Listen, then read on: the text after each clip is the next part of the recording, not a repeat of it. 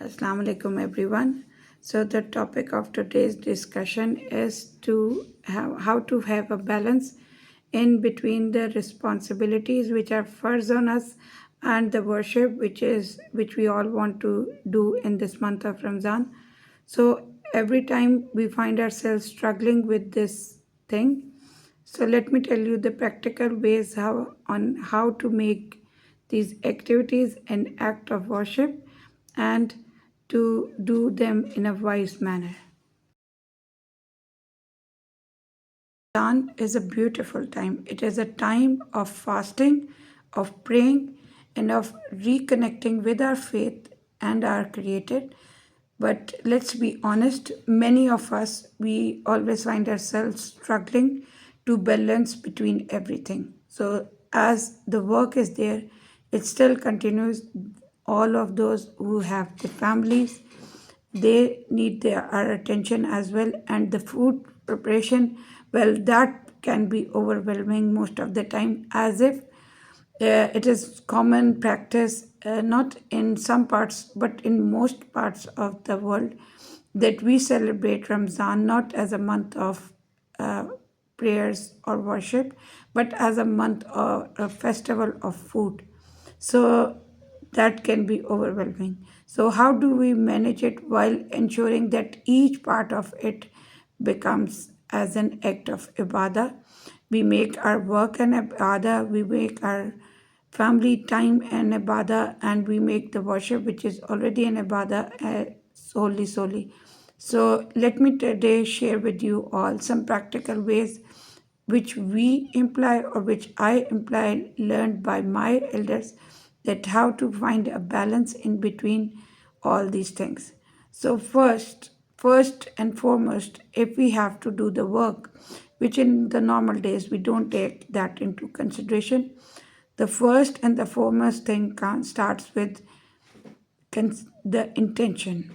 What is the intention of doing that work? In the normal days, we don't take this, but we should.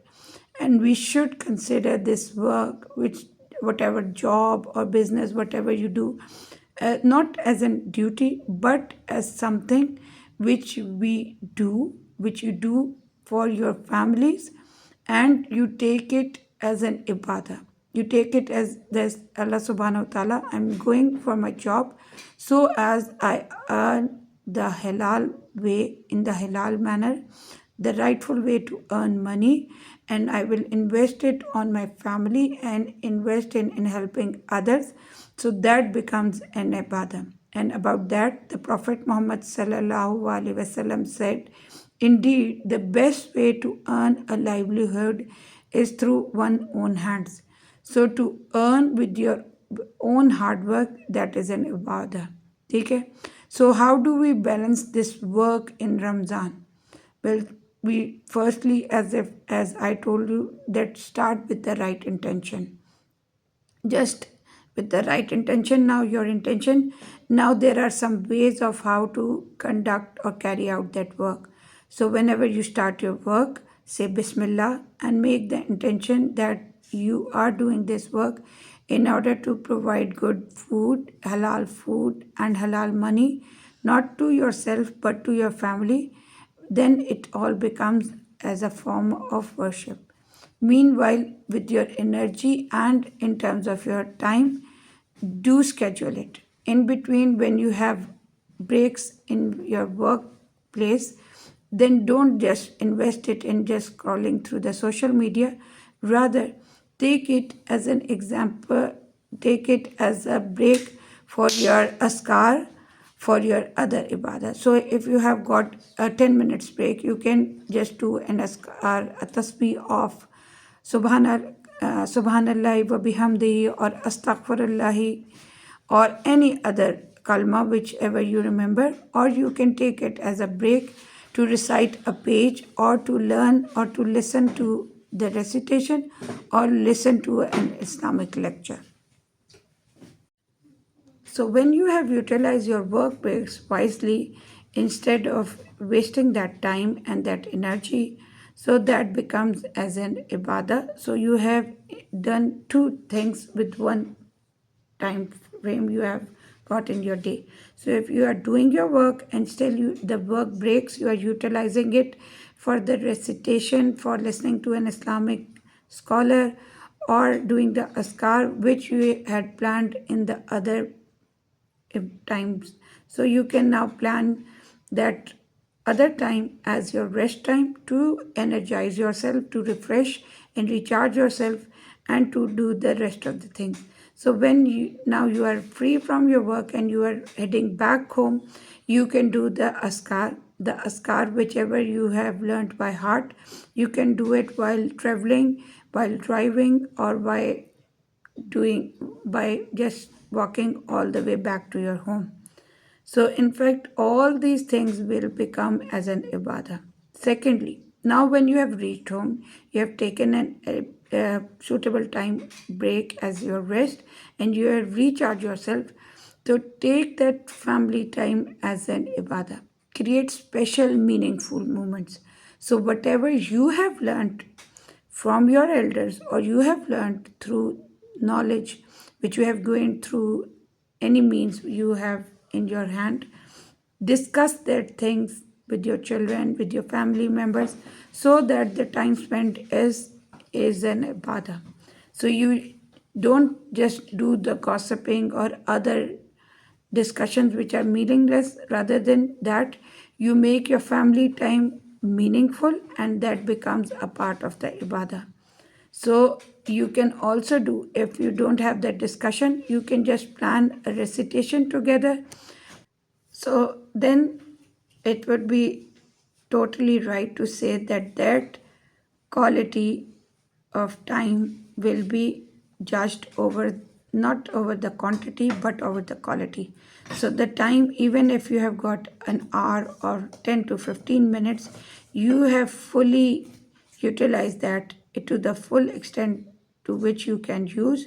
So you have, instead of just with your distracted presence there in a home, you have actually utilized that time so as to be beneficial for your family and to be beneficial for your own self.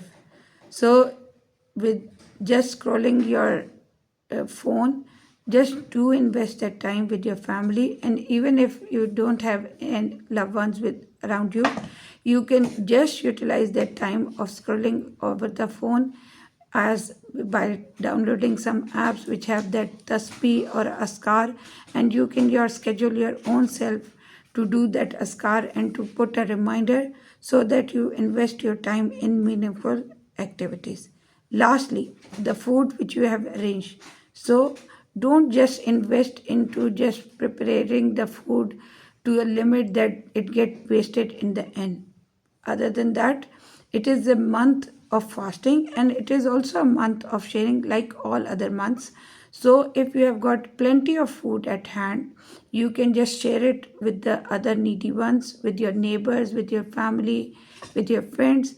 You can send it to them, you can give them as charity to those who don't have the access to that kind of food.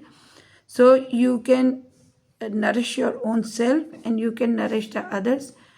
If according to Sunnah, Prophet Muhammad sallallahu alaihi wasallam used to open his iftar with just dates and water, and there is a hikmat behind that, and that is to nourish yourself and not to clutter your tummies with so many of the food that at the time of Isha and Taraweeh you are just yawning and dozing in front of everyone. So just invest your time less in cooking unhealthy food and more in cooking food which is not only just simple but also nutritious at the same time.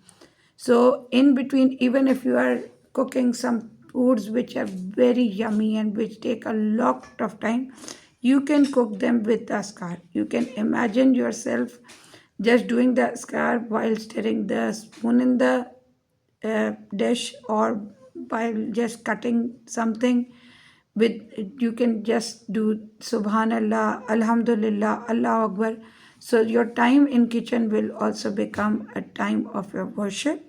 And when you are done with preparing your food and now you have finally sat down with your family, So eat with gratitude.